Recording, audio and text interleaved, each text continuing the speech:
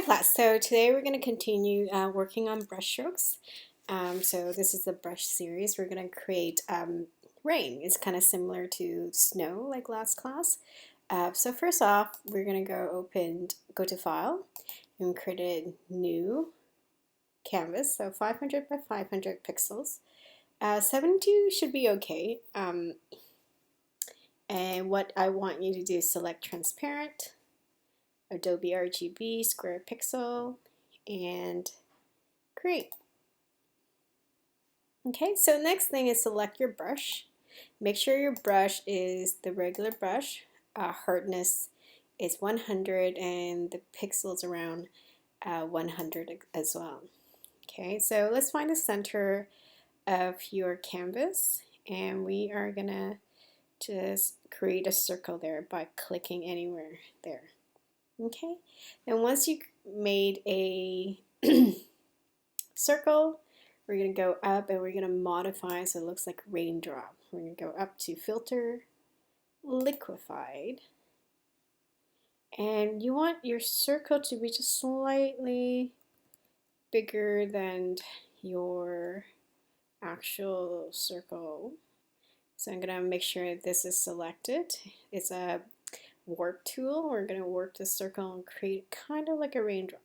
Okay, so once you're centered it, hold on click if it's a mouse, and we're going to kind of pull it up. So it kind of looks like a raindrop. So I'm going to kind of stop there. I like it the way it is, and I'm going to click OK. So next, I want to make sure you see this side doesn't look quite nice as this side, so I'm going to go up to Edit, Transform, and we're going to warp it. Okay, I'm going to make it closer so you can see what I'm doing. So this little dot here, I'm just going to make it a little closer, drag it a little thinner in. Actually, I want to make it a little thicker. Same here. I want it to go in so it looks a little bit like a raindrop. Okay, so kind of where I wanted it. So I'm going to click OK. Next command or Control T. I want to stretch it out just a tad, like so. Okay, so I'm going to make it full view so you can see it. So that's about my raindrop. I like it the way it is. Continue modifying if you don't have this shape. And if you do, so we're going to go up and we're going to create a brush. We're going to go up to File, Edit, and we're going to define the brush. So define brush preset here. Okay, so like always, all my custom brush, I always start with my name and rain, and because this is 500 pixel just for me so I know, I'm going to go 500 B because I already created one already, so click OK. So now there you go. You have a brush that's like a raindrop. Okay, so next thing we're gonna create and define this brush a little further. Okay, so we're gonna make this smaller. This icon up here, we're gonna click it so it's the brush setting library. Make sure your raindrop is selected. Right here, I'm gonna click on Shape Tips Shape. I want the spacing to be, let's try. So the spacing's okay there. I like it the way it is. Maybe I can have a little bit more, maybe. Yeah, maybe I want it further like that. Okay, so spacing is the way you like it. So try to do between, I'm gonna keep it around 200. So you might want it a little bit more or a little less, it's up to you.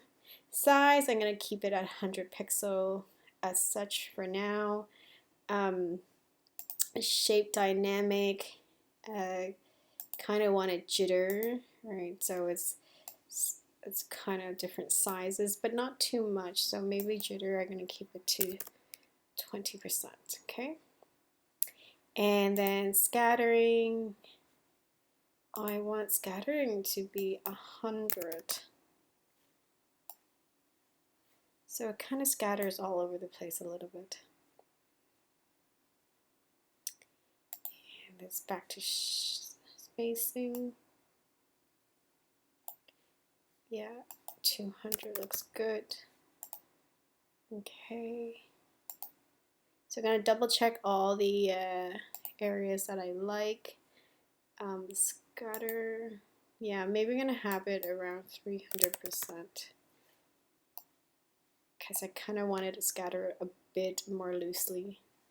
Okay, so texture is fine. I like it the way it is. And then I think everything is going to leave it the way it is. Okay, so now that you have your brush setting, we are going to save this. So click the plus sign down here. Rain 500B. I don't want to capture brush size because I'm going to want to control my own size. But I'm going to include tool settings. I don't want to include color. Okay, so just check include tool setting. Click OK, and there you go. You just created and saved that pattern. Okay, now we're going to apply it to an image. So let's close that. Don't save. So I'm bringing this image on because it looks kind of rainy. So use an image that you like that you can apply rain on. And again, right, we're going to create a folder that says rain. And then, like the snow, we're going to create different layers, right? So it's dynamic. So the first layer, I'm going to call it center. Okay, and kind of want white. Actually, you know what? Double click here. So make sure brush is selected still. Double click on here to select the color. I'm just gonna select one of the grays there so it's not so white. Okay, and then I'm gonna do my raindrop.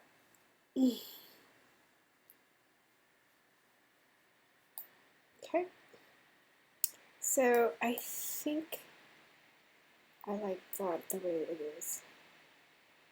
And then again, like snow, we're going to go up to filter, blur, we're going to do motion blur, and 90 degrees, so straight down. So you can play with this a little bit, right? But I want it straight down, distant.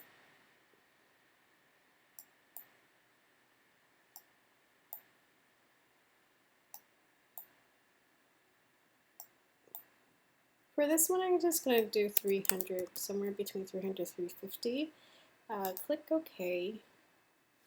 And then filter again, blur, Gaussian blur. And I'm going to blur this a little bit more.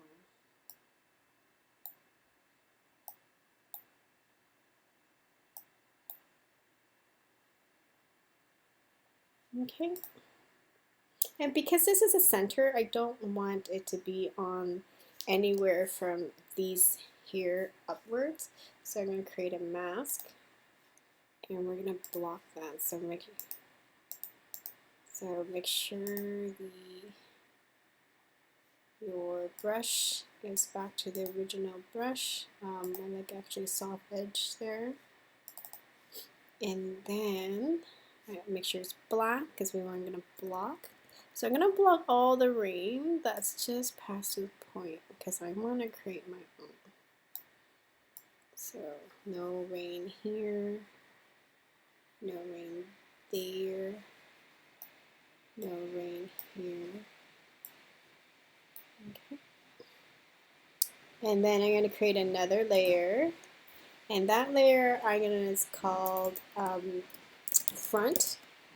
So we're going to name that layer front. Again, go choose your rain brush. Select the rain brush that you created.